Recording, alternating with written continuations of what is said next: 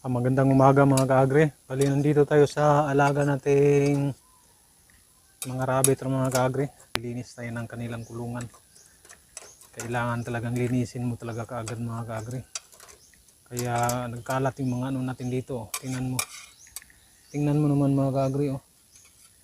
Kailangan araw-araw ka maglinis. Basta sa isang araw mga kaagri, kailangan maglinis ka kahit isang bisis. Tingnan mo yung pasas nila. Kapag nag-alaga ka ng rabbit, kailangan konting pasensya at saka tiyaga mga kaagri. Kasi napakaano ng amoy nila mga kaagri ng rabbit. Lalo pang ihi nila.